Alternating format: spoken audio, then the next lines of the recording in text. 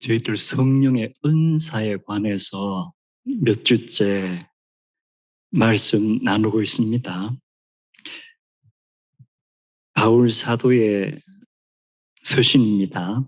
성령의 은사는 여러 가지가 있으나 모든 은사는 동일한 성령의 선물이요.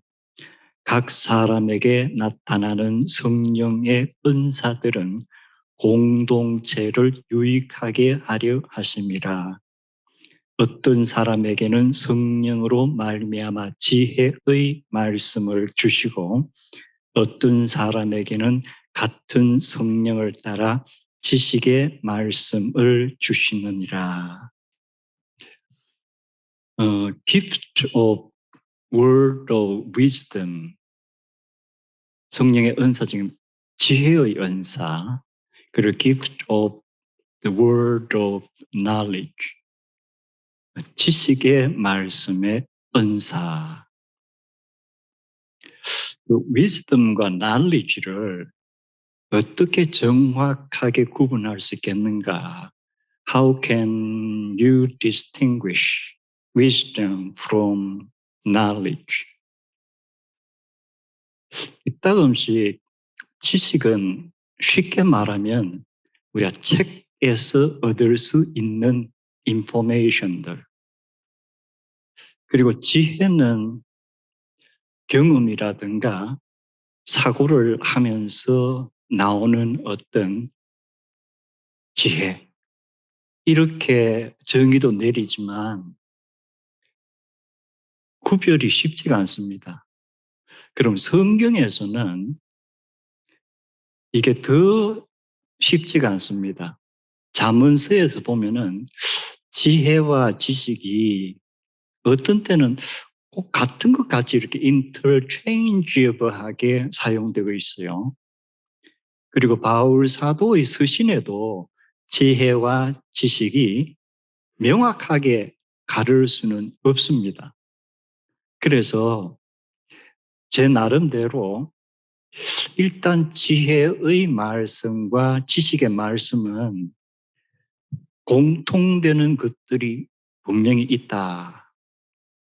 그리고 지혜의 말씀보다는 지식의 말씀이 더 자주 있을 수 있다.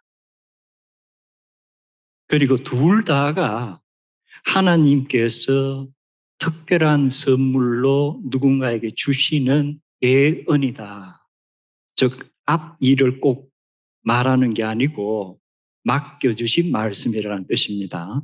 그래서 오늘 제가 몇 가지 케이스를 나누려고 하는데, 우리가 이게 지혜냐, 지식이냐, 이렇게 구분하려고 하시지 말고, 하나님께서 필요에 따라서 특별한 사람에게 우리가 보통은 얻기 힘든 어떤 특별한 은사를 주시는구나. 먼저 2차 세계대전이 일어나고 일본이 미국 하와이에 진주만을 기습 공격합니다. 이 서프라이즈 어택이에요. 그럼 미국에서 공격할 거란 것을 정확하게 알았다면 방어를 했겠죠. 그런데 기습 공격을 당했다는 것은 인포메이션을 얻는 데 실패했다는 거예요. 그래서 여러분 하와이 진주만에 가면은 지금도 거기에 이 수장된 전함도 있고 몇 명이 죽었다 하는 그런 기념패를 볼 수가 있습니다. 그런데 그 다음 해 1942년 6월부터 시작해서 그동안 일본에게 많이 밀리던 미국의 해군이 태평양 전쟁에서 전쟁을 하면서 자꾸 이기게 됩니다. 해전에서. 가장 근본적인 원인은 영국과 미국 해군 정보부에서 일본 해군들이 자기들끼리 주고받는 밀리터리 코드를 해독하는 방법을 찾아낸 거예요. 그래서 일본은 그걸 모르고 계속 자기들끼리 교신을 하면서 전함들을 움직이는데 미국과 영국 측에서는 이미 이 다음 일본의 주력 함대가 어느 지역으로 이동한다는 것을 이미 암호를 깨뜨려서 알고 있는 거예요. 그래서 대비를 하면서 미드웨이 해전부터 시작해서 전세가 바뀝니다. 그리고 그때부터 이제 미국이 계속 승리를 하게 돼요. 그래서 이 인포메이션을 얻는다는 것이 참으로 중요하구나. 근데 놀랍게도 성경을 보면은 이와 유사한 인포메이션에 관한 이야기가 나옵니다. 우리가 열왕기를 보면은 아람 왕이 이스라엘 왕국을 공격하려고 대비를 하고 신하들과 작전을 짜는 거예요. 그래서 우리가 몇 날 며칠에 이스라엘의 어느 지역에 전선을 형성하고 공격을 하자. 근데 아람 군대가 정작 자기들의 작전대로 그곳에 당도하면 이미 이스라엘 군이 거기에 방어벽을 치고 결국은 공격을 못하고 자꾸만 아람 군대가 패배하는 거예요. 그래서 아람 왕이 자기의 부하들을 불러놓고 분명히 우리 가운데 첩자가 있는 것 같다. 우리의 모든 작전을 비밀리에 이스라엘 왕에게 전해주는 첩자가 분명히 있다. 잡아내라. 그때 아람 군 장성 중에 한 사람이 우리 가운데 첩자가 있는 게 아닙니다. 그럼 뭐예요? 우리가 지금까지 모은 정보에 따르면은 이스라엘 왕국에는 엘리사라고 하는 사람이 있는데 이 사람은 하나님의 영을 받아서 우리가 전략회의하는 모든 내용을 다 알아서 이스라엘 왕에게 전해주고 왕으로 하여금 우리가 공격하고자 하는 곳곳마다 거기에서 방어벽을 치도록 하고 있습니다. 그렇다면은 엘리사는 아람 왕이 사는 곳과는 전혀 다른 이스라엘 왕국의 도단이란 곳에 집 안에 머물면서 어떻게 아람 왕과 그의 신하들이 작전 짜는 모든 내용을 알고 있을까? 뭐예요? 하나님의 영이 가르쳐 주는 거다. 우리가 바울의 말을 빌리자면은 하나님께서 그에게 특별한 인포메이션 게더링의 능력을 주셨다.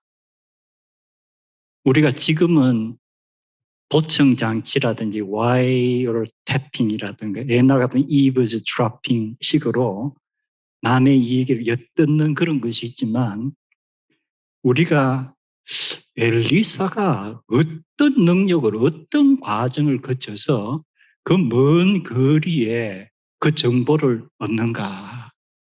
성경은 전혀 프로세스에 대한 언급은 없습니다. 그러나 내용은 다 안다는 거예요. 이게 구약에서 나오는 성령께서 특별한 예언자에게 하나님께서 어떤 공동체를 위해서 주시는 은사의 대표적인 케이스입니다. 그래서 바울 사도가 이 하나님께서 주시는 은사는 함부로 사사로이 쓰라는 것이 아니고 무엇을 위해서? 공동체의 유익을 위해서 주시는 것이다. God gives each of us spiritual gift for the benefit of faith community for the common good of the faith community예요.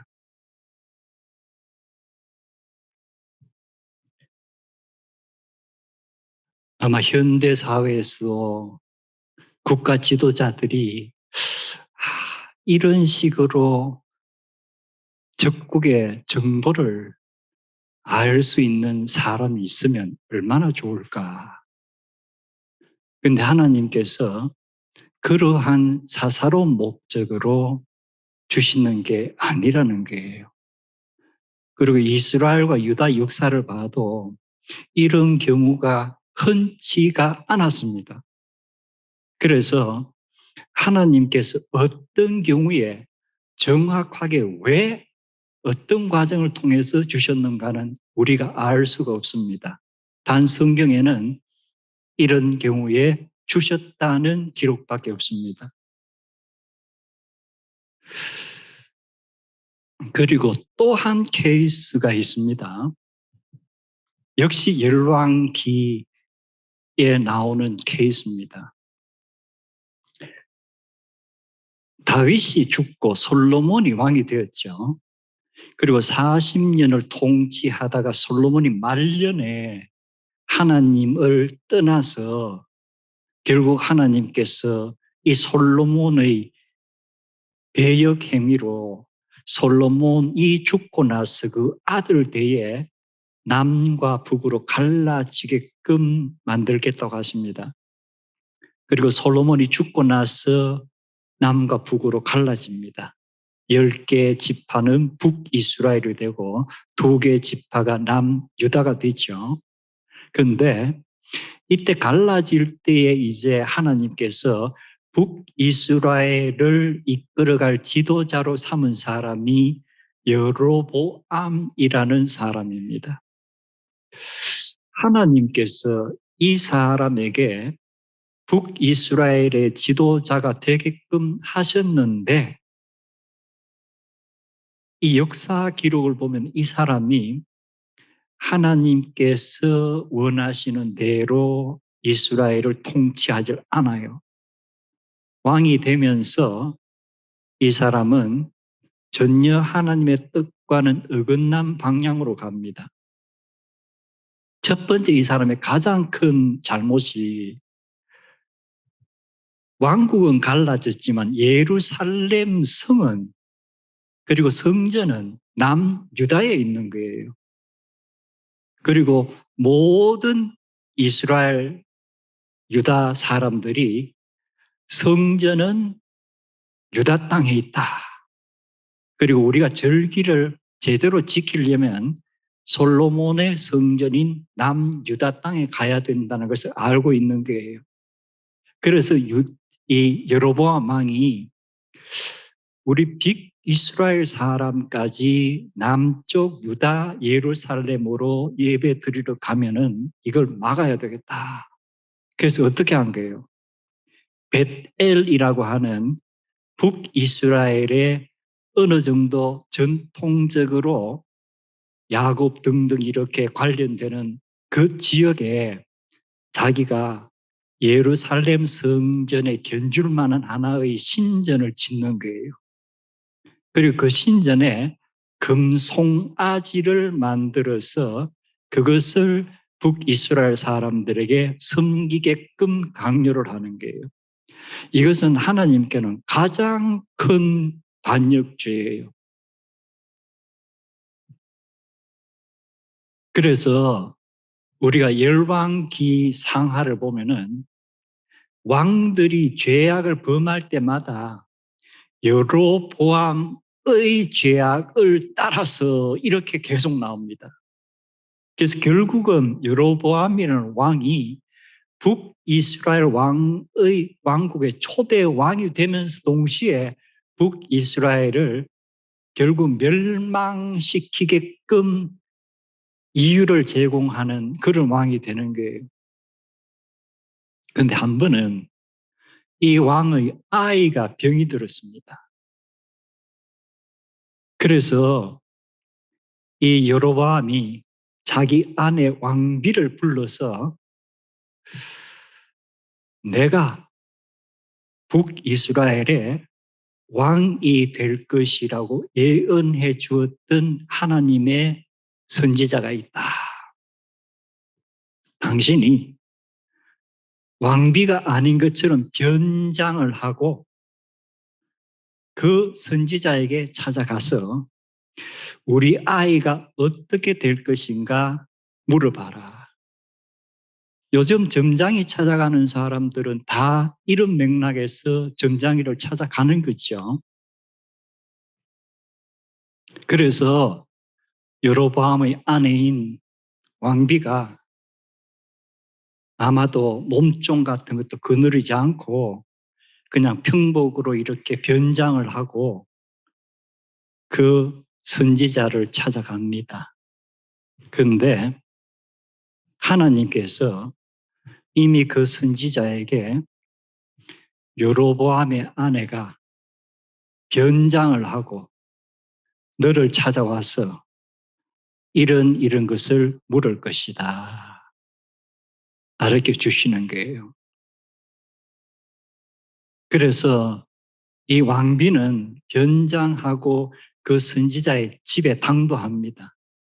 그래서 문 열고 들어가려 할 때에 이 하나님의 사람은 이미 그때 육신적으로는 눈이 어두워서 그 왕비를 실물을 봐도 분간을 못해요. 그래서 변장을 안 해도 눈이 어두워서 못 보는 거예요.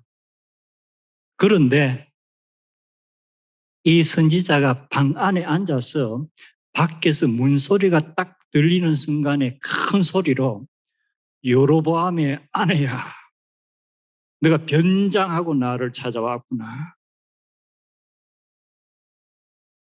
그리고 그 왕비가 그 아이가 죽을 것인가 어떻게 될 것인가를 알고 싶어 하는데 선지자가 안에서 대답을 한 너희 아이가 죽을 것이다. 그리고 여로보암의 죄로 인해서 앞으로 너희 집안에 모든 것이 다 망하게 될 것이다. 결국은 이게 어느 정도 왕국은 계속됐지만 이미 하나님께서 이스라엘 왕국의 멸망에 대해서 얘기를 하시는 거예요. 그런데 긴 예언뿐만 아니고 변장하고 들어오는 그 왕비 그 순간에 이미 하나님께서 어떤 일이 일어나고 있는가를 알려주시는 거예요. 그래서 선지자가 자기 방에 앉아서 왕궁에서 왕과 왕비가 나누는 대화를 이미 다 하나님으로부터 전해받는 거예요. 어떤 공동체의 유익을 위한 것인가? 결국 하나님께서 계획하시고 원하시는 공동체는 이러한 이방신을 섬기는 지도자가 있어서도 아니 되고 이렇게 하나님의 사람에게 찾아오면서 무언가를 숨기고 디셉션, 감추고 하는 이러한 행위는 절대로 용납할 수 없다는 거예요. 하나님의 신앙 공동체의 대표적인 케이스입니다.